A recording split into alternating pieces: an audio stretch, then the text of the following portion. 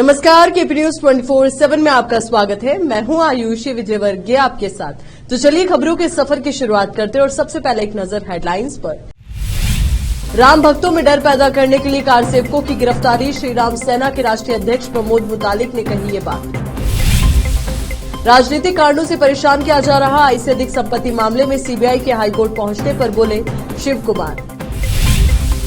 तेलंगाना के मुख्यमंत्री रेवंत रेड्डी की करण अडानी से मुलाकात पर बीजेपी ने कांग्रेस को घेरा, माफी मांगने को कहा। न्याय का हक मिलने तक कांग्रेस ने जारी किया भारत जोड़ो न्याय यात्रा का लोगो। हम बाबरी मस्जिद को नहीं भूलेंगे, राम मंदिर की प्राण प्रतिष्ठा पर बोले एआईएमआईएम के मुखिया असदुद्दीन ओवैसी। राम मंदिर प्राण प्रतिष्ठा समारोह में जाएंगे या नहीं, कांग्रेस पार्टी के राष्ट्रीय अध्यक्ष मल्लिकार्जुन खड़गे ने कर दिया बड़ा ऐलान।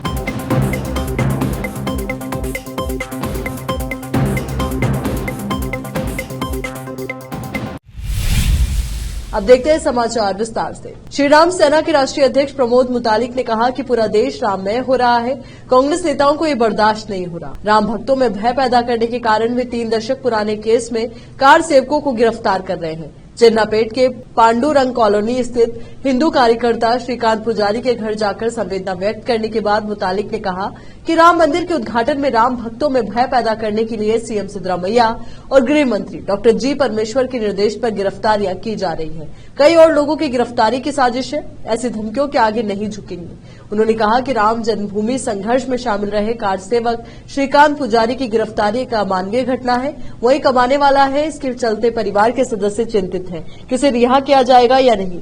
उन्होंने कहा कि सीएम, डिप्टी सीएम समेत कई नेता गुमराह कर रहे हैं, वो सभी मामलों में निर्दोष होकर बाहर आया है। 92 के बाद 13 केस है, कोर्ट ने उन्हें बरी किया है।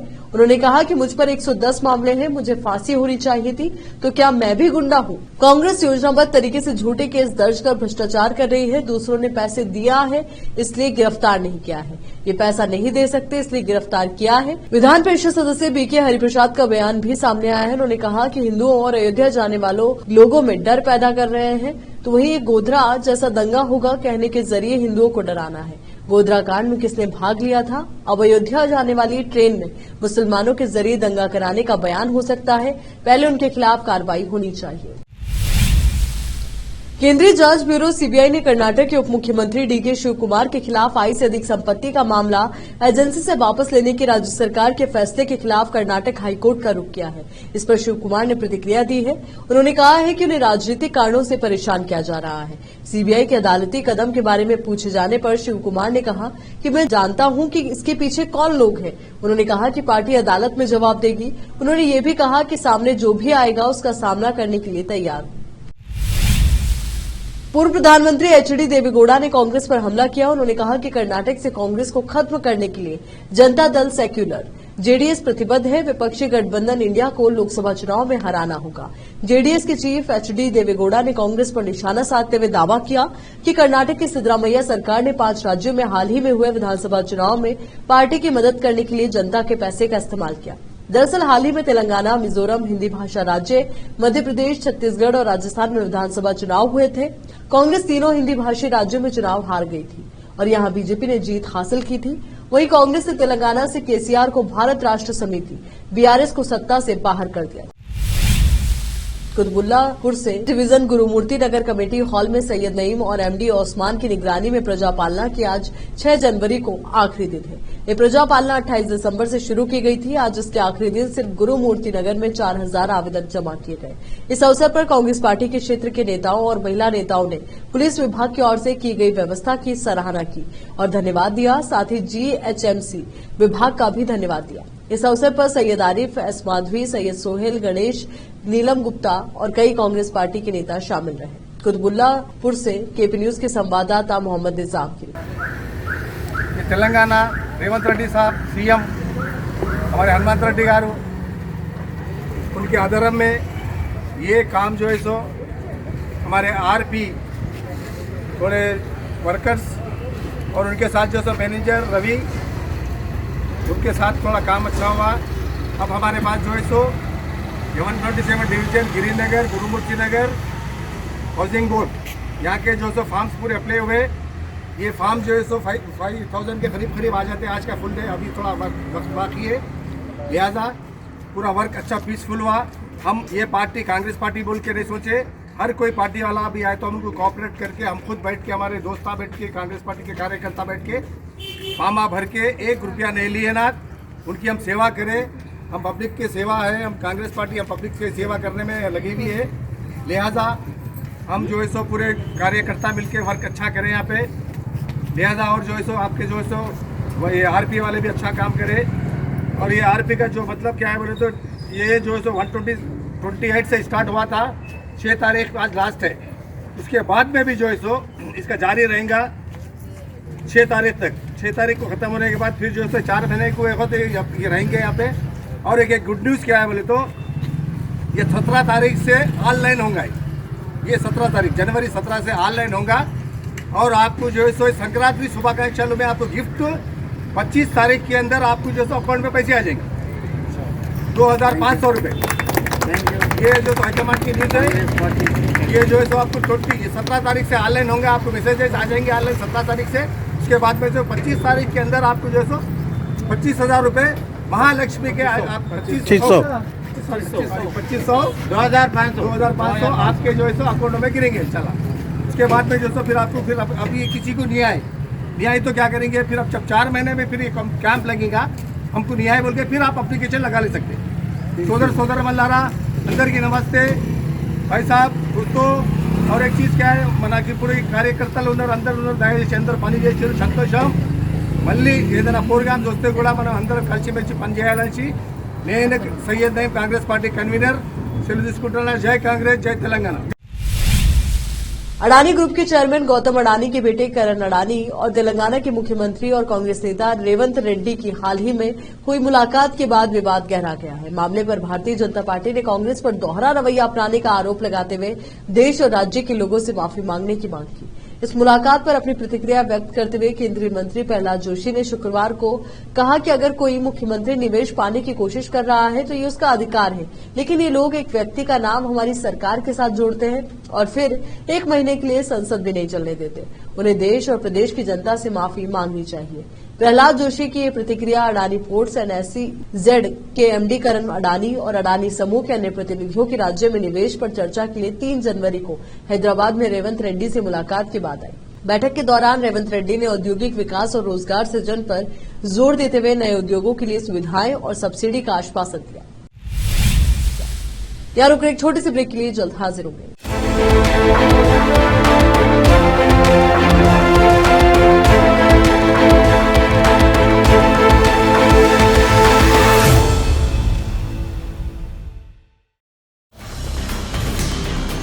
हिंदुस्तान के हर कोने में हम हैं मौजूद।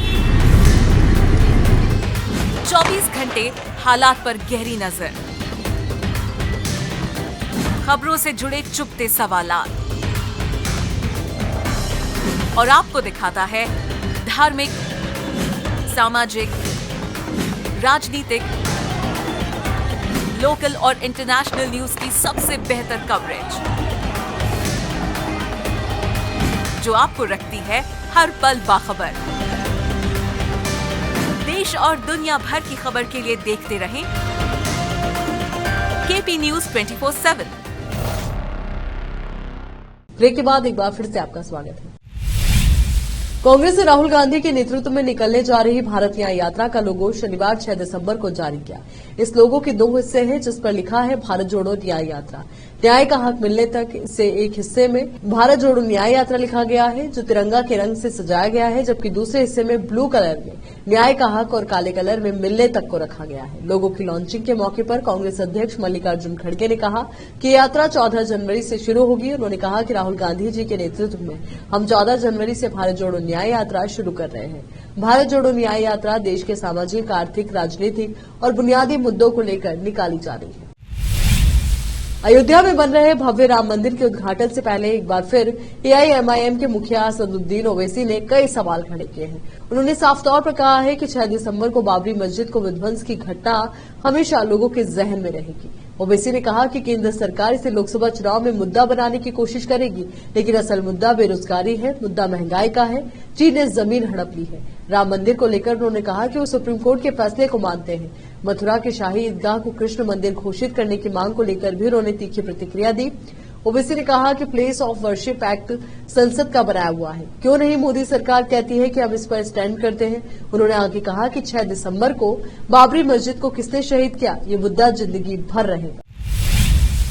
सुप्रीम कोर्ट ने शुक्रवार को नेताजी सुभाष चंद्र बोस से जुड़ी एक जनहित याचिका पीआईएल पर विचार करने से इनकार कर दिया। कोर्ट ने याचिका को खारिज करते हुए कहा कि नेताजी सुभाष चंद्र बोस जैसे नेता अमर हैं और उन्हें न्यायिक आदेश के माध्यम से मान्यता देने की जरूरत नहीं है।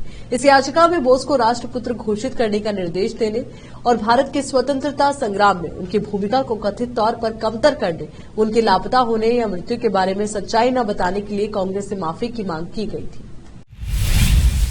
पश्चिम बंगाल में राशन घोटाले की जांच तेज हो गई है। टीएमसी नेताओं और समर्थकों के खिलाफ सबूत मिलते ही ईडी की टीम एक्शन ले रही है।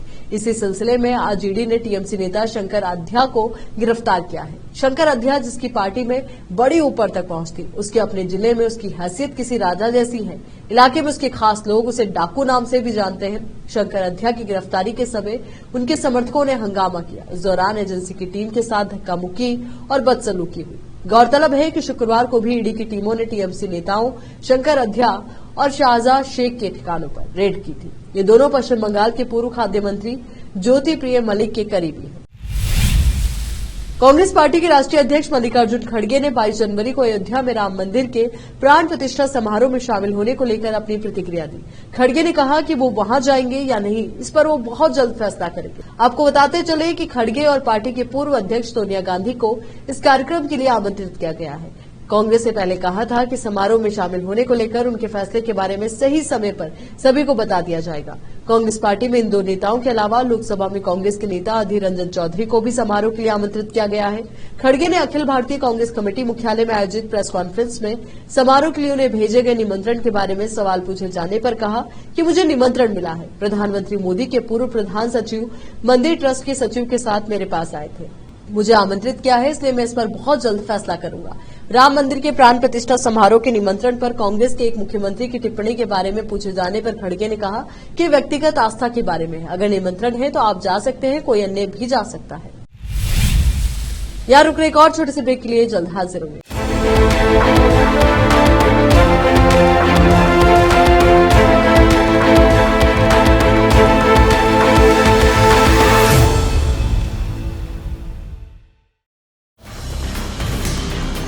हिंदुस्तान के हर कोने में हम हैं मौजूद। 24 घंटे हालात पर गहरी नजर, खबरों से जुड़े चुभते सवालात और आपको दिखाता है धार्मिक, सामाजिक, राजनीतिक, लोकल और इंटरनेशनल न्यूज की सबसे बेहतर कवरेज जो आपको रखती है हर पल बाखबर। देश और दुनिया भर की खबर के लिए देखते रहें केपी न्यूज 24/7। ब्रेक के बाद बढ़ते आगे। बॉलीवुड अभिनेता रणदीप हुड्डा इन दिनों अपनी आने वाली फिल्म स्वतंत्र वीर सावरकर को लेकर चर्चा में है। वीर सावरकर की जयंती के मौके पर रणदीप ने फिल्म स्वाद्यथान वीर सावरकर का टीजर जारी किया था। आज पुणे में आयोजित आजादी के नायक सावरकर की मुक्ति शताब्दी यात्रा में रणदीप ने हिस्सा लिया। रणदीप ने येरवड़ा सेंट्रल जेल से स्वतंत्रता वीर सावरकर मुक्ति शताब्दी यात्रा को हरी झंडी दिखाई। इस ऐतिहासिक घटना की 100वीं वर्षगांठ होने पर आज ये यात्रा निकाली गई। इस यात्रा में रणदीप हाथ में स्वतंत्रता सेनानी सावरकर की मूर्ति लेकर शामिल हुए। सावंतियन वीर सावरकर को जेल से रिहा कर दिया गया। इस मौके पर पत्रकारों से बातचीत करते हुए अभिनेता ने कहा कि आज एक ऐतिहासिक दिन था जब स्वतंत्रता सेनानी सावरकर जेल से रिहा हुए थे। रिहाई के बाद वे रत्नागिरी गए थे। आज इस घटना के 100 साल पूरे हो गए। हम उन्हें प्रतीकात्मक रूप से जेल से रिहा करेंगे। मैं इसका हिस्सा बनकर बहुत खुश हूं। बांग्लादेश में आम चुनाव से पहले जबरदस्त हिंसा का दौर शुरू हो गया है। इस दौरान प्रदर्शनकारियों ने ढाका जा रही बेरापोल एक्सप्रेस में आग लगा दी। आग की चपेट में ट्रेन के 4 कोच आ गए। इस हिंसा में अब तक 4 लोगों की मौत हो चुकी है। बांग्लादेश में 7 जनवरी को चुनाव है और शेख हसीना की वापसी तय मानी जा रही है, क्योंकि मुख्य विपक्षी दल बांग्लादेश नेशनलिस्ट पार्टी बीएनपी ने चुनाव का बहिष्कार कर दिया है। बीएनपी ने बांग्लादेश में 48 घंटे का बंद भी बुलाया है। तो अब आपको बताते हैं कि आखिर क्यों बांग्लादेश में चुनाव से कुछ घंटे पहले हिंसा भड़की। विपक्षी पार्टी चुनाव को लेकर क्या कर रही है मांग, ये भी जानकारी अपने आप में बेहद महत्वपूर्ण, बेहद खास। चलिए एक बार फिर से नजर डालते हैं हेडलाइंस पर। राम भक्तों में डर पैदा करने के लिए कार सेवकों की गिरफ्तारी, श्री राम सेना के राष्ट्रीय अध्यक्ष प्रमोद मुतालिक ने कही ये बात। राजनीतिक कारणों से परेशान किया जा रहा आय से अधिक संपत्ति मामले में सीबीआई के हाईकोर्ट पहुंचने पर बोले शिव कुमार। तेलंगाना के मुख्यमंत्री रेवंत रेड्डी की करण अडानी से मुलाकात पर बीजेपी ने कांग्रेस को घेरा, माफी मांगने को कहा। न्याय का हक मिलने तक कांग्रेस ने जारी किया भारत जोड़ो न्याय यात्रा का लोगो। हम बाबरी मस्जिद को नहीं भूलेंगे, राम मंदिर की प्राण प्रतिष्ठा पर बोले एआईएमआईएम के मुखिया असदुद्दीन ओवैसी। राम मंदिर प्राण प्रतिष्ठा समारोह में जाएंगे या नहीं, कांग्रेस पार्टी के राष्ट्रीय अध्यक्ष मल्लिकार्जुन खड़गे ने कर दिया बड़ा ऐलान।